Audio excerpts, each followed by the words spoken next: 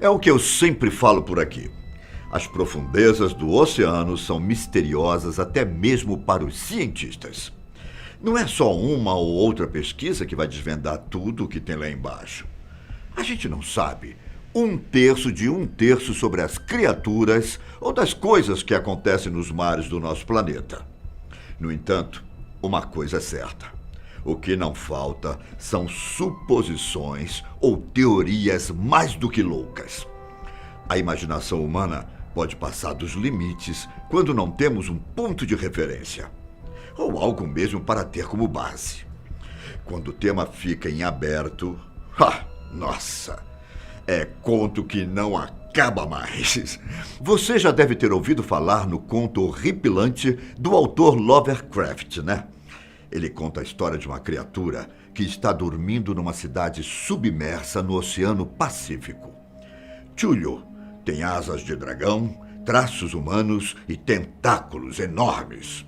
Mesmo fazendo parte dos clássicos do horror, o conto sobre a criatura já serviu como hipótese para responder um mistério nas zonas mortas do oceano. Dá para acreditar nisso? Um barulho estranho foi ouvido pelos cientistas numa dessas zonas mortas, e a teoria era de que uma criatura dos mares que havia se manifestado. Coisa de ficção ou não, não dá para negar que o oceano é um grande ponto de interrogação. Vamos navegar por esse mistério que rodeia as zonas mortas do oceano? Eu sou Ivan Lima e hoje vamos saber o que tem dentro do local mais remoto do planeta Terra. Fique com a gente e conheça o que vive no Ponto Nemo. E se for verdade? Você sabe o que é uma zona morta no oceano? Pois bem, como o próprio nome diz, é uma região com poucos níveis de oxigênio. Animais e plantas precisam de oxigênio dissolvido para sobreviver. Por isso, acabam sufocando e morrendo nas zonas mortas. As bactérias são as únicas que conseguem sobreviver na matéria em decomposição. Temos zonas mortas nos rios, nos lagos, nos oceanos, nas lagoas e até mesmo em aquários. Geralmente, se formam com a força da natureza mesmo. Ou seja, de forma mais natural possível. Mas, é claro, a atividade humana também pode ser um gatilho para o desenvolvimento de zonas mortas não planejadas. Essas regiões são assassinas. Matam peixes, crustáceos e afetam a atividade de pesca dos arredores. Os sobreviventes sofrem de problemas reprodutivos com baixa contagem de ovos. Por exemplo, animais e plantas que não podem se mover não têm como escapar do destino mortal. Qualquer corpo de água pode se tornar uma zona morta. Basta que aconteça um fenômeno que cobre a água com nitrogênio, fósforo e outros nutrientes. Assim, as algas crescem fora de controle e florescem. A flor em si não é tóxica, sabe? Mas uma exceção é a maré vermelha. E acredite, ela é capaz de produzir toxinas que matam a vida selvagem e prejudicam os seres humanos. Então, parece algo perigoso. Os cientistas precisam estar bem preparados para navegar pelas zonas mortas em busca de respostas. Como assim respostas, Ivan? Você me pergunta. E eu te falo. Se já existe muito mistério no oceano de uma forma geral, imagine nessas zonas mortas. As criaturas que vivem lá dentro não são as que a gente encontra por aí. Elas são capazes de sobreviver num ambiente tóxico e hostil.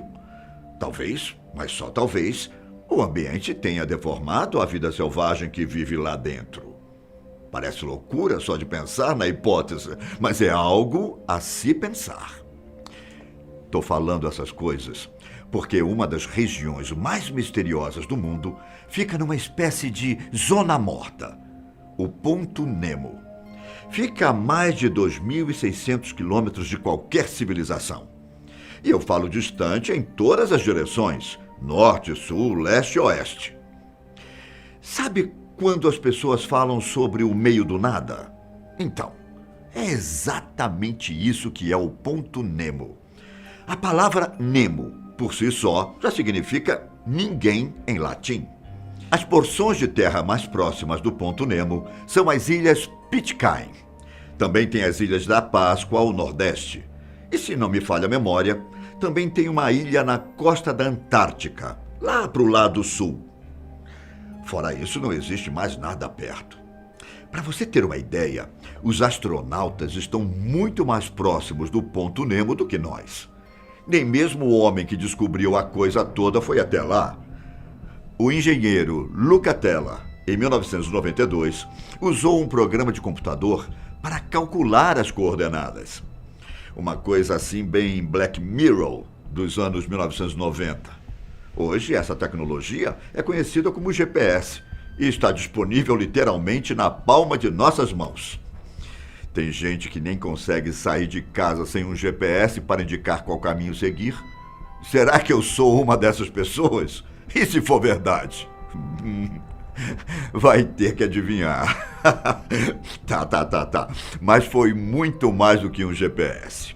Luca Tella usou um software de computador especializado. O programa simulou a forma de elipse do planeta Terra para ter a localização exata do que seria chamado de ponto Nemo. De acordo com a BBC, o ponto Nemo é conhecido pelos astronautas como um verdadeiro depósito de lixo. Isso porque é a região do planeta com o menor número de habitantes e as rotas marítimas são as mais silenciosas. Pelo menos 100 naves espaciais descomissionadas ocupam o cemitério de água. Os restos estão espalhados pelos fundos do oceano em vários pedaços, imagine só. Fragmentos menores queimam na atmosfera e viram um impressionante show de luzes. Mas partes maiores das naves espaciais já apareceram nas praias de Fiji. E o restante? Afundou nas profundezas do oceano. Os especialistas dizem que isso não pode afetar a vida aquática, a menos que tenha algum tipo de vazamento de combustível. Além disso, existem os boatos de que as agências espaciais descartem foguetes e satélites antigos. Então, com certeza, o que mais tem lá no fundo do ponto Nemo é o lixo espacial mesmo. As agências e empresas espaciais estão preocupadas com isso. Elas estão trabalhando com maneiras de impedir a formação de mais lixo. Ainda bem, né? Agora, e sobre as criaturas aquáticas? Quem vive literalmente no meio do nada? A gente sabe que os humanos não estão nem perto do ponto Nemo. Mas e os peixes, crustáceos e outras criaturas? Primeiro que é difícil encontrar animais lá por perto. O ponto Nemo está localizado no giro oceânico do Pacífico Sul. Isso quer dizer que uma corrente marinha impede a entrada de água rica em nutrientes. Sem nenhuma fonte de alimento, é impossível manter qualquer vida selvagem nesse lado do oceano. As bactérias e os pequenos caranguejos são os únicos animais que podem viver no fundo do mar sob essas condições. A maioria deles vive perto das aberturas vulcânicas, tudo bem no fundo do mar. Então, a gente está lidando praticamente com uma zona morta, né?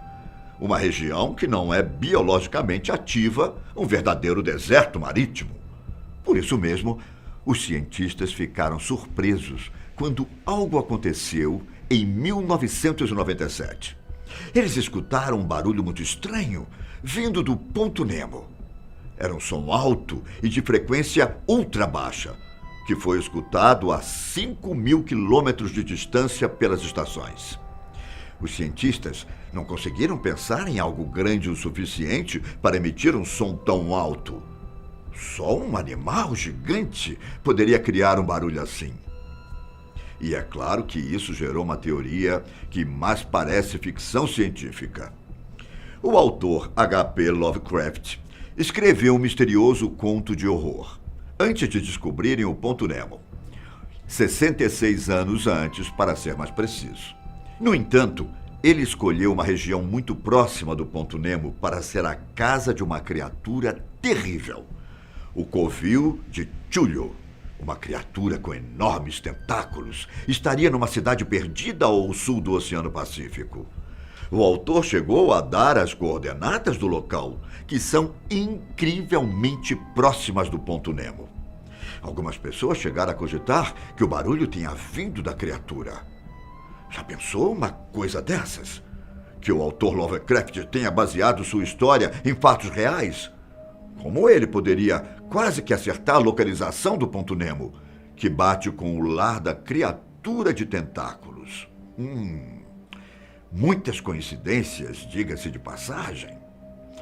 O clássico conto de horror, com o nome de O Chamado de Chúlio, foi lançado em 1928. A criatura aparentemente criada pelo autor é enorme. De acordo com a história, ele teria grandes tentáculos, asas de dragão e corpo humano. Chúlio estaria adormecida numa cidade submersa, mas o seu sono não é eterno.